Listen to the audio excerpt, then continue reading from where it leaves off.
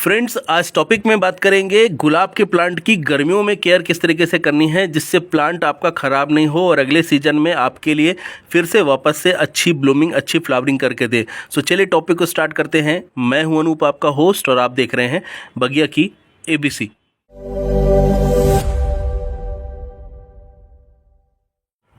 Friends, गुलाब के plant पर जब फ्लावरिंग होती है तो प्लांट देखने में और फ्लावर्स दोनों ही बहुत ज़्यादा सुंदर लगते हैं, लेकिन गर्मियों में अगर आप इसे फोर्सफुली फ्लावरिंग के लिए प्रमोट करते हैं तो प्लांट आपका ख़राब हो सकता है। अपने आप अगर फ्लावर्स आते हैं, ग्रोथ हो रही है, फ्लावर्स आ रहे हैं तो अच्छी बात है, लेकिन अगर आप इसे फोर्सफुली प्रमोट कर रहे हैं, यानी कि इसमें आप कुछ ना कुछ केमिकल फर्टिलाइज़र डाल के इसे फ्लावरिंग के लिए बूस्ट कर रहे हैं तो आपका प्लांट ख़राब हो सकता है। तो क्या गलती नहीं करना है, इस पे सबसे पहला है आप इसमें NPK या DAP या इस तरीके के कोई भी केमिकल फर्टिलाइज़र्स जो इसको प्रमोट करे फ्लावरिंग के लिए, उसको यूज़ नहीं करना है। आपको अगर इसको ग्रोथ के लिए प्रमोट करना है तो आप इसमें गोबर की सड़ी हुई खाद दीजिए। इससे आपके प्लांट पे ग्रोथ भी होगी, ग्रीनरी भी मेंटेन रहेगी और इसमें ग्रोथ आएगी तो फ्लावर्स भी आपको मिल सकते हैं।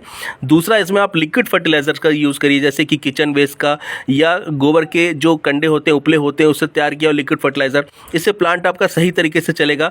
नेचुरली इसको ऑर्गेनिक वे में अगर आप ग्रोथ देंगे तो प्लांट आपका हेल्दी रहेगा। इसमें लीव्स भी खराब नहीं होंगी, लीव्स की क्वालिटी भी आपको अच्छी देखने को मिलेगी और नए फुटाव इसमें आपको अच्छे से देखने को मिलेंगे। ये अंग्रेजी गुलाब है और ये बटन वाला गुलाब है कश्मीरी का। तो देखें, आप ग्रोथ अच्छी मिलेगी आपको अगर आप इसमें ऑर्गेनिक खाद का यूज़ करते हैं, केमिकल का यूज़ नहीं करते हैं।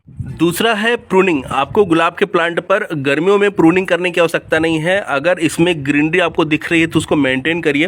प्रूनिंग का मतलब यहाँ पे है कि अगर गुलाब का ये जैसे कली बना है तो यहाँ से काटना नहीं है, आपने यहाँ से काट दिया, यहाँ से काट दिया, ऐसे मत करिए। इससे क्या होगा कि जितनी ग्रीनरी है इसमें वो चली जाएगी तो प्लांट आपका स्ट्रेस में आएगा और इससे आपका प्लांट खराब हो सकता है।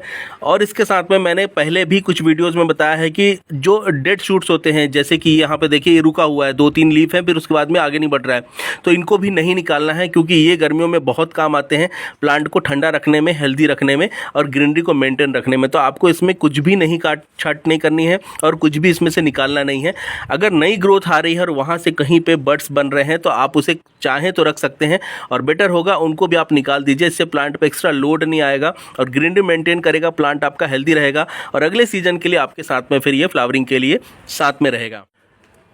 नेक्स्ट फ्रेंड्स, आपको सॉइल के अंदर में इसके एप्सम सॉल्ट का एप्लीकेशन करना है, साथ में प्लांट के ऊपर में भी एप्सम सॉल्ट का स्प्रे करना है।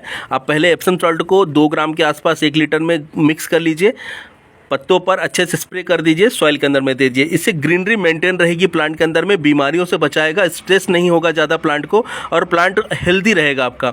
और ये एक तरीके से जो पेस्ट है उनको भी दूर रखने में मदद करता है, तो बहुत तरीके से आपके प्लांट पे काम करेगा। सो एप्सम सॉल्ट का आप इसमें अल्टरनेट जो है वीक के अंदर में भी यूज़ कर सकते हैं, मतलब 1 हफ्ते में एक बार भी कर सकते हैं या 15 दिन में एक बार भी कर सकते हैं। तो इस तरीके से आपको बहुत ज़्यादा फ़ायदा देगा ये। नेक्स्ट है माइक्रो न्यूट्रिशन का एप्लीकेशन। आपको प्लांट की सॉइल के अंदर में, साथ में लीव्स के ऊपर में माइक्रो न्यूट्रिशन का एप्लीकेशन करना है। इससे प्लांट हेल्दी रहेगा और जितने भी सूक्ष्म पोषक तत्व हैं उसकी रिक्वायरमेंट पूरी होगी। सो प्लांट आपका स्ट्रेस में नहीं जाएगा। गर्मियों में जब तापमान बढ़ता है, धीरे धीरे 30 के ऊपर जाता है, तो प्लांट स्ट्रेस में आने लग जाता है। ज़्यादातर छोटे प्लांट के साथ में प्रॉब्लम बहुत आती है, जिनकी रूट्स बॉल बहुत छोटे हैं या अभी रिसेंटली आपने सर्दियों के समय लगाया है, ऐसे प्लांट ज़्यादातर ख़राब होते हैं। तो इनको बचाने के लिए माइक्रो न्यूट्रिशन और एप्सम सॉल्ट बहुत ज़्यादा हेल्प करेंगे। तो इसका आपको 15 दिन में एक बार एप्लीकेशन करना चाहिए। इससे प्लांट आपका हेल्दी रहेगा। अगर आप चाहें तो इसे मंथ में एक बार भी कर सकते हैं, लेकिन बेस्ट रहेगा कि आप इसे 15 डेज़ में एक बार अप्लाई ज़रूर करें।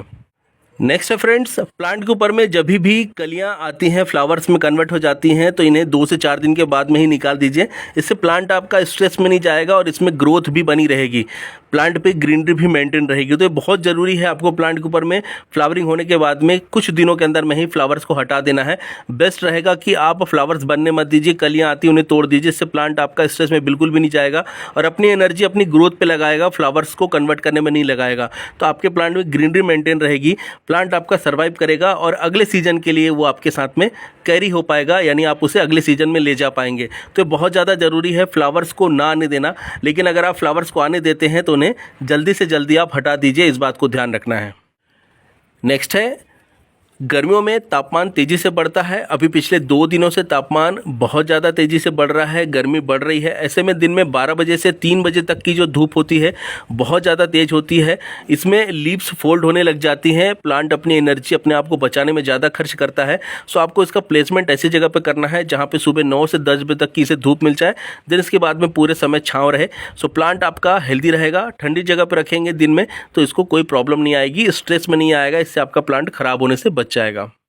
नेक्स्ट है आपको वाटरिंग सोच समझ के करनी है। जब इसमें आपको सॉइल पूरी ड्राई दिखे तभी आपको वाटरिंग करनी है।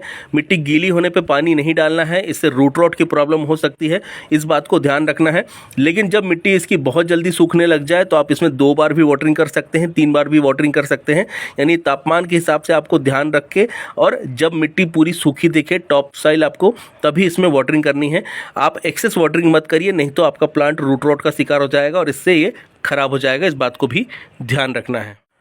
नेक्स्ट है गर्मियों में प्लांट के ऊपर में फंगिसाइड का स्प्रे तो करना ही चाहिए, इससे फंगस की समस्या से प्लांट बचा रहता है। लेकिन सॉइल के अंदर में भी फंगिसाइड का एप्लीकेशन करना है। सो आपको प्लांट की सॉइल के अंदर में 15 दिन में एक बार कोई भी फंगिसाइड जो सिस्टमिक हो प्लस कॉन्टैक्ट हो उसका आप एप्लीकेशन करिए। करीब 1 ग्राम 1 लीटर के अंदर में मिक्स करके सॉइल के अंदर में दीजिए, बेटर रहेगा। पहले प्लांट के ऊपर में स्प्रे करिए, फिर आप सॉइल के अंदर में दीजिए। इससे रूट रॉट की शिकायत आपको नहीं होगी, साथ में प्लांट भी आपका हेल्दी रहेगा। लास्ट है प्लांट के ऊपर में लिक्विड फर्टिलाइज़र के लिए आप 3 तरीके के फर्टिलाइज़र यूज़ कर सकते हैं। जैसे कि नीम की खली से तैयार किया हुआ लिक्विड फर्टिलाइज़र बहुत अच्छे से काम करेगा। उसके लिए आप नीम की खली ले लीजिए, 1 मुट्ठी 1 लीटर पानी में डाल दीजिए, 48 घंटे तक भीगे रहने दीजिए। उसके बाद में छान करके सॉइल के अंदर में आप डाल दीजिए। दूसरा, आप एलोवेरा का लिक्विड फर्टिलाइज़र तैयार कर सकते हैं। एलोवेरा की लीव्स ले लीजिए, कट कर लीजिए, पानी में डाल दीजिए। 48 घंटे बाद पानी को छान करके प्लांट की सॉइल के अंदर में दुगने पानी में मिला करके डाल दीजिए। अगर आप इसे 1 हफ्ते तक जो है प्रोसेस होने के लिए छोड़ देते हैं पानी के अंदर में, तो फिर 5 गुना पानी के अंदर में मिक्स करके देना है। इस बात को भी ध्यान रखना है। और तीसरा है गोबर के जो कंडे होते हैं, गाय के गोबर के कंडे उपले होते हैं, उससे तैयार किया लिक्विड फर्टिलाइजर भी दे सकते हैं। उसे आप जो 7 दिन है उसका प्रोसेस पूरा करके दीजिए। इससे अच्छे तरीके से डिकम्पोज होकर लिक्विड फर्टिलाइजर मिलेगा। 5 गुना पानी में मिला करके दीजिए। ये 3 खाद अगर आप इसमें देते हैं तो प्लांट आपका बहुत अच्छे से चलेगा। और ये तीनों ही ठंडी खाद रहती हैं, प्लांट को किसी भी तरीके से कोई भी नुकसान नहीं पहुँचती है, ग्रोथ भी अच्छी रहती है। तो ऑर्गेनिक में जाइए, प्लांट आपका हेल्दी रहेगा। और टॉपिक मैं यहीं पे इस इन्फॉर्मेशन के साथ में वाइंड अप कर रहा हूँ। ये टॉपिक आपको कैसा लगा मुझे कमेंट करके जरूर बताइएगा। वीडियो अच्छा लगा है तो लाइक एंड शेयर करिए। टिल देन के लिए friends, bye bye, thank you, happy gardening.